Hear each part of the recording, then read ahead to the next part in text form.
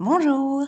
Eh bien, comme promis, voici la deuxième capsule, celle qui concerne le PPCM ou plus petit commun multiple.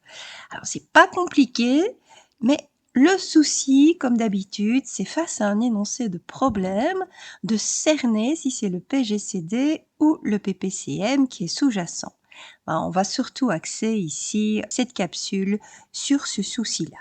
Allez, go, c'est parti.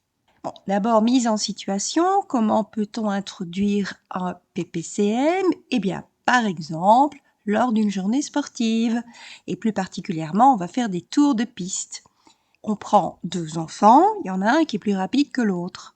Ici, Julia parcourt la piste d'athlétisme en 1 minute et 12 secondes.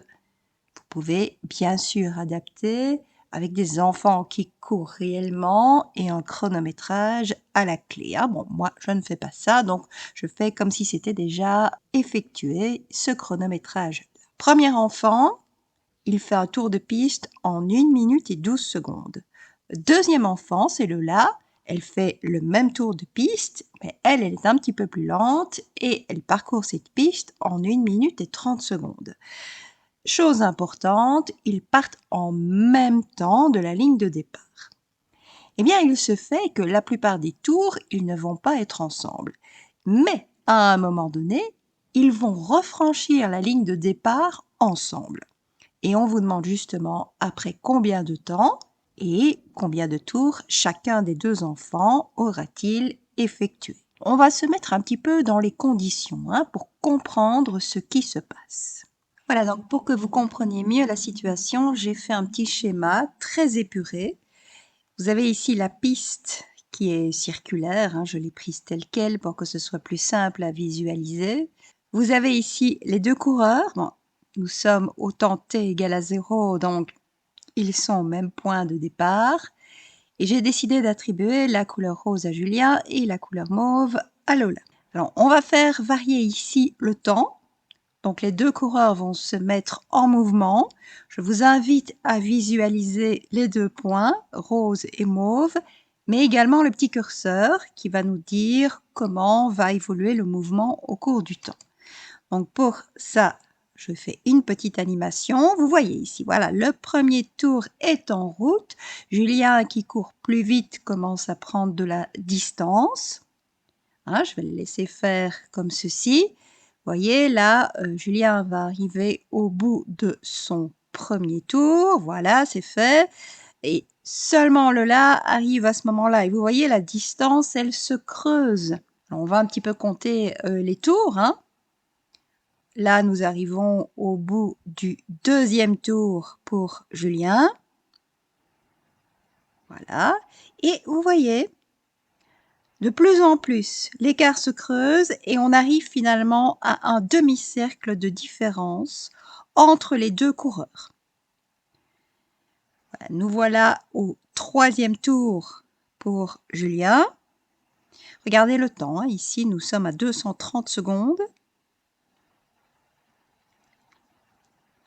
Voilà, donc Julien il met 72 secondes pour faire son tour. Donc voilà le quatrième tour qui est achevé pour Julien. Et Lola, elle commence seulement son quatrième tour. Alors, on va arriver à ceci. Donc, Lola est à son quatrième tour.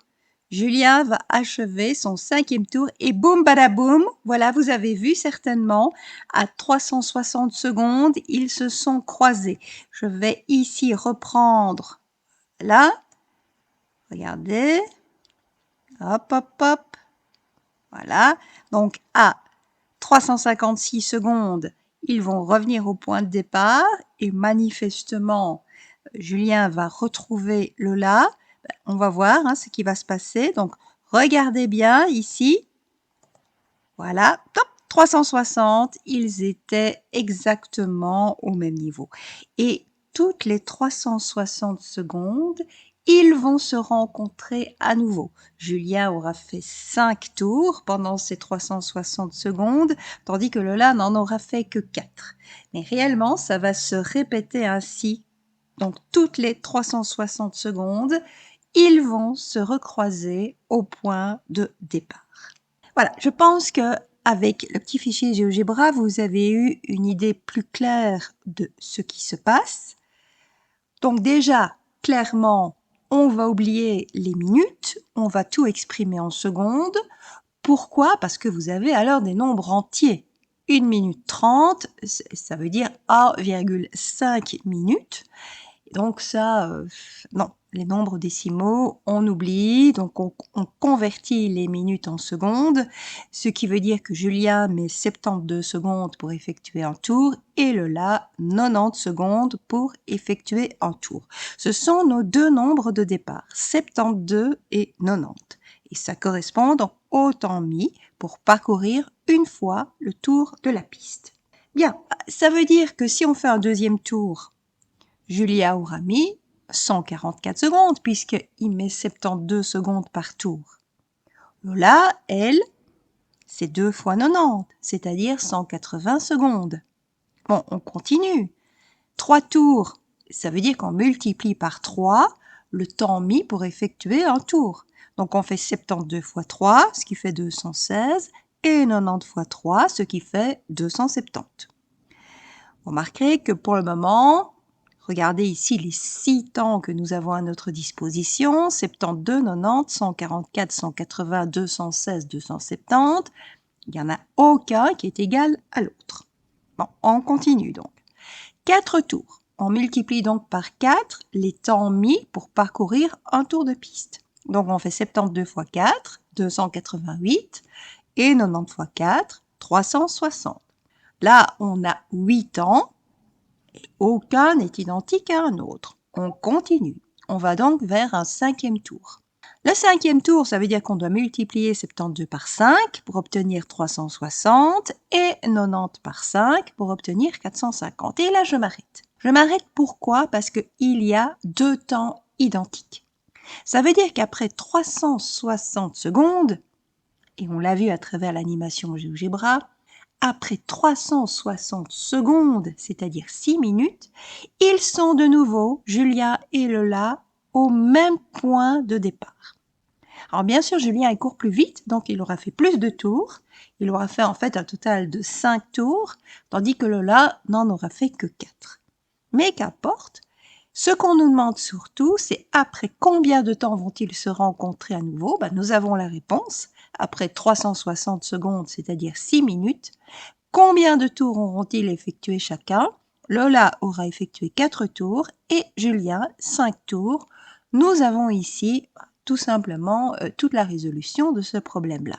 Maintenant, c'est bien gentil de raisonner comme ça, mais il va falloir trouver un truc pour aller plus vite et ne pas commencer à dire après un tour, 2 tours, 3 tours, etc. Imaginez qu'il faille 456 tours à l'un et 468 à l'autre, par exemple, pour qu'ils se rencontrent. Alors, vous passez votre journée à faire quoi finalement? Eh bien, à déterminer les multiples de 72 et 90 et 360 est un multiple commun. Pourquoi? Parce que qu'est-ce qu'on a fait? On a multiplié le nombre de tours, ce qui veut dire qu'on multiplie les temps mis à parcourir ces tours-là. Donc on a fait 72 fois 2, fois 3, fois 4, fois 5. On a fait 90 fois 2, fois 3, fois 4, fois 5, etc. On a donc mis en évidence les multiples de 72 et les multiples de 90. Et on s'est arrêté à quoi? À avoir un multiple qui se trouvait à la fois dans les multiples de 72 et dans les multiples de 90, c'est-à-dire un multiple commun. Et on s'est arrêté évidemment au plus petit non nul, bien sûr, ce qui nous donne 360. C'est ça le plus petit commun multiple. Vous avez un certain nombre de nombres, ici on a 2, c'est 72 et 90, vous dégagez leurs multiples respectifs et vous vous arrêtez quand vous obtenez un multiple commun. Et bien sûr, on est intéressé par s'arrêter le plus vite possible pour ne pas passer non plus toute sa journée à ça. Et donc, on s'arrête au plus petit commun multiple. Alors de nouveau, il y a plusieurs façons de mettre en évidence ce PPCM, puisque c'est ainsi qu'on va l'appeler. À l'école primaire, on fait un petit peu comme pour le PGCD, c'est-à-dire qu'on fait un listing. Donc on part de 72, on met en évidence une série de ces multiples. Je ne dirai pas tous ces multiples ici, puisqu'il y en a une infinité. Donc on fait 0 fois 72, ce qui donne 0, 1 fois 72, ce qui donne 72, 2 fois 72, ce qui donne 144, 3 fois 72, ce qui donne 216, etc. On fait la même chose avec les multiples de 90, donc 0 fois 90, 1 fois 90, 2 fois 90, 3 fois 90, et on s'arrête dans le listing à partir du moment où il y a un nombre commun qui apparaît. Bien sûr, pas le 0 de départ. 0 sera un multiple commun à absolument tous les nombres et ça ne nous intéresse pas. Ça signale là le top départ. Nous, ce qui nous intéresse, c'est que Lola et Julien aient déjà parcouru quelques tours de piste. Donc le 0, on l'oublie. Et on se focalise plutôt sur le 360, qui est donc le PPCM de 72 et 90. Alors, c'est une façon qui fonctionne. Maintenant, si vous avez beaucoup de nombres ou si ces nombres sont grands, ça devient vite fastidieux. Alors, on a recours, et là c'est plutôt vu dans le secondaire, on a recours à une autre technique qui est la décomposition en facteurs premiers. Et vous allez me dire, bah oui, bah ça ressemble au PGCD, et oui, ça fait plus que ressembler au PGCD. La première étape, en tout cas, elle est absolument identique. Donc, vous prenez le premier nombre, 72, et vous vous dites, parmi tous les nombres premiers, à savoir 2, 3, 5, 7, etc., lequel divise 72. Et pour ne pas oublier, on procède par ordre et on tient compte du plus petit nombre premier, c'est-à-dire 2. Alors, 2 est un diviseur de 72 et ça nous donne 36. 36 est lui-même divisible par 2, ça donne 18. 18 est divisible par 2 pour donner 9. Là, on ne sait plus diviser par 2, donc on va au nombre premier suivant qui est 3. On divise 9 par 3 pour obtenir 3 et on divise 3 par 3 pour obtenir 1. Comme pour le PGCD, on arrête dès qu'on obtient 1. On passe alors au nombre suivant qui est 90. Donc là aussi, 2, 3, 5, 7, 11 et compagnie. On y va avec tous les nombres premiers. Mais 90 est divisible par 2 pour donner 45. Lui-même est divisible par 3 pour donner 15. 15 est divisible par 3 pour donner 5. Et enfin, 5 est divisible par 5 pour donner 1. Là où ça diffère avec le PGCD, rappelez-vous, le PGCD, on prenait uniquement les facteurs qui apparaissaient chaque fois dans les secondes colonnes. C'est-à-dire ici, je devrais prendre, si je faisais ça, je devrais prendre un seul 2, parce qu'il y a un seul 2 qui est commun dans la décomposition de 72 et 90, et je devrais prendre 2, 3, parce qu'il y a 2, 3 qui sont communs dans la décomposition de 72 et 90. Oui, mais 2, 3, 3, qu'est-ce que ça fait? Ça fait 18. Donc là, on n'est pas du tout au 360. Il va falloir faire autrement. Eh bien, la technique pour obtenir 360, c'est de prendre quoi? C'est de prendre tous les facteurs qui apparaissent. Donc vous voyez, par exemple, il y a un 2 qui apparaît à la fois dans la décomposition de 72 et dans la décomposition de 90. Ok, mais il apparaît 3 fois chez 72 et une seule fois chez 90. Eh bien, je vais prendre les 3 fois. Voilà, je prends le nombre maximal, cette fois-ci 2 fois, où ce facteur premier apparaît. Donc 2 apparaît 3 fois, au maximum, je prends 2 au cube. Le 3, il apparaît 2 fois d'un côté comme de l'autre. Ça, c'est assez clair, je vais donc prendre 3 au carré. Et puis le 5, il n'apparaît que chez 90, mais je dois prendre tous les facteurs ici, donc je prends le 5 aussi. Finalement, quand vous prenez 2 au cube, 3 au carré et 5, faites le calcul, ça va vous donner 360, c'est-à-dire le PPCM. Donc là, je retiens que je dois prendre tous les facteurs et le nombre maximal de fois qu'ils apparaissent. Est-ce qu'il existe l'équivalent de l'algorithme d'Euclide? Eh ben non, on oublie. Donc ici, vous aurez grosso modo le choix entre un listing ou bien une décomposition en facteur premier. Ce qui veut dire que pour ne pas perdre trop de temps, on va uniquement se concentrer sur la décomposition en facteur premier. Et donc, c'est ce que je vais faire avec le premier exercice. Ici, je lis l'énoncé avec vous. On voudrait bien construire un récipient aussi petit que possible. Attention, un petit. C'est un mot évidemment important, ça signale un minimum. Qu'on pourrait remplir avec un nombre exact de bouteilles qui ont pour capacité 35 centilitres, 70 centilitres et 150 centilitres. Quelle devrait être la capacité du récipient en litres? Donc là, pensez un petit peu à la configuration physique de cet énoncé-là. J'ai une bouteille qui a une capacité de 35 centilitres, je vais la verser une fois, deux fois, trois fois, quatre fois, etc. Vous voyez, donc je suis en train de répéter l'opération, c'est-à-dire de multiplier les 35 centilitres. Pareil évidemment pour les 70 et les 150. Automatiquement, à partir du moment où je répète l'opération, je multiplie les nombres. Et donc, alors là, c'est fatalement le PPCM. Ça n'a rien à voir avec un PGCD ici. Ce qui veut dire qu'on nous demande concrètement de calculer le PPCM de trois nombres, 35, 70 et 150. Alors, on y va, décomposition en facteur premier. On n'a pas trop le choix. Donc, je commence par le premier. 35, c'est 5 fois 7. Donc, 35 est divisible par 5 pour donner 7. 7 est divisible par 7 pour donner 1. C'est déjà fini.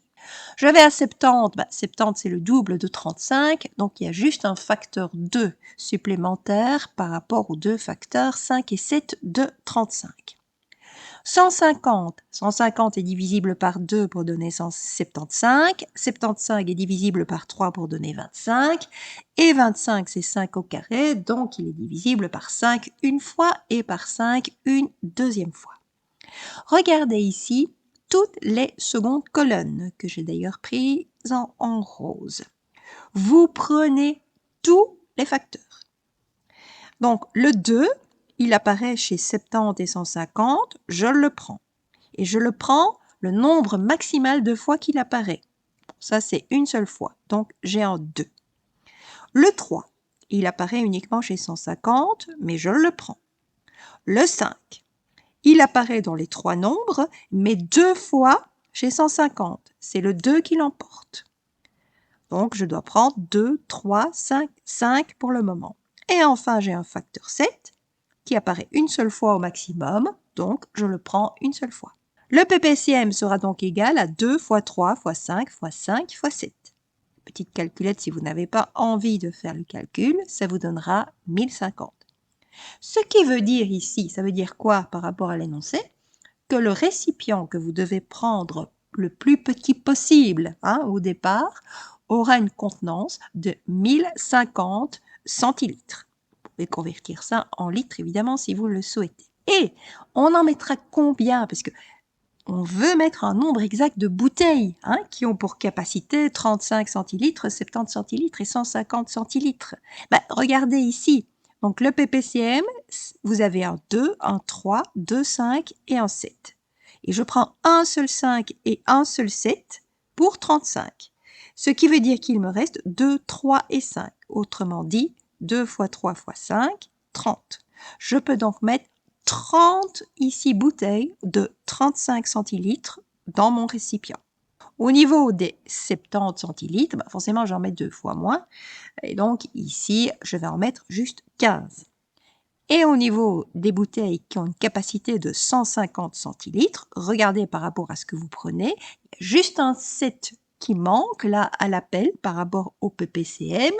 Donc vous pouvez mettre 7 fois la bouteille qui a une capacité de 150 centilitres dans votre récipient de 1050 centilitres. Et vous avez ainsi répondu à la question. Deuxième énoncé, 3 règles de 20 cm chacune sont placées l'une au-dessous de l'autre.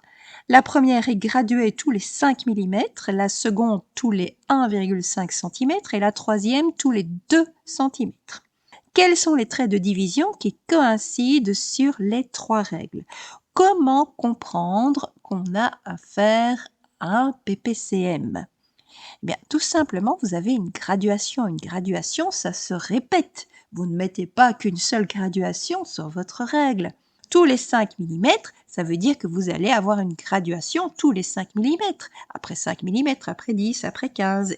Regardez, 5, 10, 15, c'est quoi? C'est des multiples de 5. Donc, automatiquement, ce sont des multiples ici que je suis en train d'envisager. Donc, c'est le PPCM. Le PPCM de quoi? Vous avez des nombres décimaux ici, donc c'est pas très sympa. Automatiquement, alors on va convertir les centimètres en millimètres pour ne plus avoir des décimales. Et vous devez calculer le PPCM de 5, 15 et 20. Tout ça, toutes les mesures sont exprimées alors en millimètres. Alors c'est très simple à faire. Hein. Vous prenez le premier 5, écoutez, 5 est un nombre premier, donc il est divisible par lui-même pour donner 1. 15, il y a juste un facteur 3 en plus. Et 20, 20 c'est 4 fois 5, c'est-à-dire 2 fois 2 fois 5. Donc vous avez chaque fois les secondes colonnes, la seconde, quatrième et sixième colonne qui vous donnent les décompositions. Qu'est-ce qui apparaît? 2 apparaît 2 fois, 3 apparaît une seule fois et 5 apparaît une fois.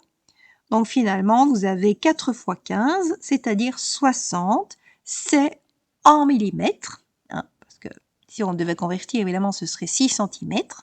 C'est en millimètres le PPCM que vous recherchez. Et je vous ai mis un petit graphique ici où vous voyez les différentes graduations. Vous voyez la règle du dessus, la règle stylisée du dessus, elle est graduée tous les 5 mm. Celle qui est entre les deux est graduée tous les 1,5 cm, comme vous le voyez à travers la droite numérique qui a été représentée ici. Et puis la dernière, tout en bas, elle est graduée tous les 2 cm. Et vous voyez que, évidemment, le point de départ, il est commun. Mais ça, c'est pas un PPCM intéressant parce que ça veut dire qu'on prend tout simplement le multiple qui est égal à 0. Hein, donc ça ne nous intéresse pas. Par contre, au niveau des 6 cm, regardez, effectivement, les 3 graduations sont à nouveau alignées. Donc, ça correspond bien à ce qu'on a trouvé et on a ainsi, par un schéma, tout simplement la confirmation de ce qu'on a trouvé. Bien sûr, le schéma, ça fait perdre du temps. Hein. Moi, je l'ai dessiné ici pour vous mettre face à cette situation-là. Mais quand on résout un problème, on essaye évidemment, en tout cas à ce stade-là, d'éviter le schéma. Alors, troisième et dernier exercice. Les roues de devant d'un chariot ont 2,75 mètres de circonférence et les roues de derrière 3,3 mètres. On vous demande quelle est la plus petite distance que doit parcourir le chariot pour que les roues de devant et de derrière fassent un nombre entier de tours. Donc là, on est un petit peu au niveau de l'énoncé avec Julien et Lola. Il s'agit de faire des tours, sauf que c'est pas sur une piste d'athlétisme. Hein, c'est perpendiculairement au sol et c'est pas des gens qui courent, c'est une roue qui tourne. Mais grosso modo, on est tout à fait dans le même contexte. Et ce qui veut dire évidemment que vous faites des tours sur tours sur tours, donc vous multipliez les tours, c'est un PPCM ici, et d'autant plus qu'on vous parle de plus petites distances, hein, donc mot-clé qui doit évidemment vous mettre la puce à l'oreille. Donc c'est un PPCM ici que l'on vous demande de calculer. Alors, le PPCM de quoi? De 275 et 330. Bon, ben, on y va, hein. Donc, ce sont des plus grands nombres ici. 275, il n'est pas divisible par 2, puisque se terminant par 5. Il n'est pas divisible par 3, puisque la somme des trois chiffres 2 plus 7 plus 5, ça fait 14. Et ça, c'est pas divisible par 3. Par contre, il est divisible par 5 pour donner 55. Lui-même est divisible par 5 pour donner 11. Et 11 est divisible par 11 pour donner 1. C'est fini pour 275. Pour 330, lui est divisible par 2 et ça donne 165. 165 n'est pas divisible par 2, mais faites la somme des chiffres 1 plus 6 plus 5, ça fait 12. Et ça, c'est divisible par 3. Donc, 165 est divisible par 3 pour donner 55. Bon, 55, on le sait bien, c'est 5 fois 11. Donc, faites le bilan ici. Le 2 apparaît une fois. Le 3 apparaît une fois. Le 5 apparaît 2 fois au maximum. Et le 11 apparaît une fois. Ce qui signifie que votre ppcm est égal à 2 fois 3 fois 5 fois 5 fois 11. Calculette, ça donne 1650, bien évidemment en centimètres. J'ai converti pour ne plus avoir de décimales et je ne joue plus ici avec les mètres. Bon, c'est déjà l'heure du petit résumé. Le ppcm, quand le rencontrez-vous? Dans des situations de répétition. C'est la répétition qui va automatiquement impliquer une multiplication. Vous multipliez les tours de piste puisque vous en faites plusieurs. Vous multipliez ici le versement d'une bouteille. Vous multipliez les tours de roue, vous multipliez les graduations. Donc tout ça appelle le ppcm. Les parts sont égales. Alors, j'ai pas trop su comment m'exprimer. Là, j'ai mis pour un même événement, mais différent d'un événement à l'autre. Ça veut dire quoi? Ça veut dire que, par exemple, quand je remplis avec des bouteilles, je peux avoir 2 bouteilles de capacité différentes, mais évidemment, pour chacune des bouteilles, je vais verser cette capacité. Donc, si j'ai une capacité de, allez, je sais pas, 3 litres et une autre de 4 litres, je vais verser 3 litres, 3 litres, 3 litres, 3 litres, 3 litres. Donc là, les parts sont égales pour cet événement-là. Je vais verser 4 litres, 4 litres, 4 litres, 4 litres. Donc ça, les parts sont égales également. Mais ce qu'il y a, c'est que, évidemment, la capacité de la bouteille numéro 1 est différente de la capacité de la bouteille numéro 2. Et enfin, la troisième contrainte que vous devez avoir pour reconnaître un ppcm, c'est d'avoir une notion de minimum. Donc regardez ici, à nouveau, je vous ai repris deux énoncés, 2 parties d'énoncés. On voudrait bien construire un récipient aussi petit que possible. Bam, le minimum, il y est. Qu'on pourrait remplir avec un nombre exact de bouteilles. Donc, si je remplis, je verse plusieurs fois la bouteille. Et donc, il y a une situation de répétition. Et ces bouteilles ont pour capacité 35 centilitres, 70 centilitres et 150 centilitres. Je vais verser un certain nombre de fois 35 centilitres, les parts sont égales pour cette bouteille. Je vais verser un certain nombre de fois 70 centilitres, les parts sont égales pour cette bouteille-là. Je vais verser un nombre entier de fois 150 centilitres, les parts sont égales pour cette bouteille-là aussi. Mais les 3 bouteilles ont des capacités différentes. Donc là, je remplis tous les critères pour reconnaître un ppcm. Alors, je prends encore le dernier exercice. Les roues de devant d'un chariot ont 2,75 mètres de circonférence et les roues de derrière 3,3 mètres. Quelle est la plus petite distance?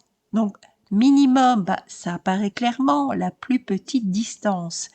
Le fait qu'il y ait une répétition, oui, vous avez déjà vu beaucoup des chariots avec une roue qui ne faisait qu'un seul tour. Ah ben non, évidemment. Le principe, c'est de rouler sans arrêt, ou pratiquement, en tout cas de répéter les tours.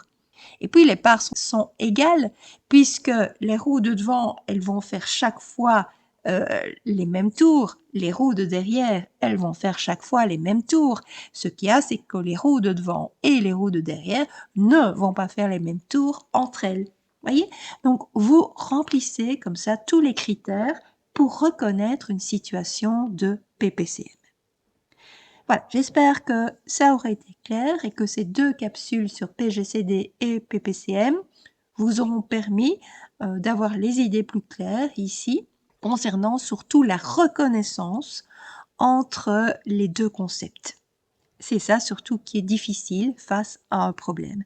Et je pense qu'avec ce que je viens de vous dire, vous aurez des outils suffisamment puissants que pour ne plus hésiter face à un énoncé pareil. Je vous remercie beaucoup pour votre attention.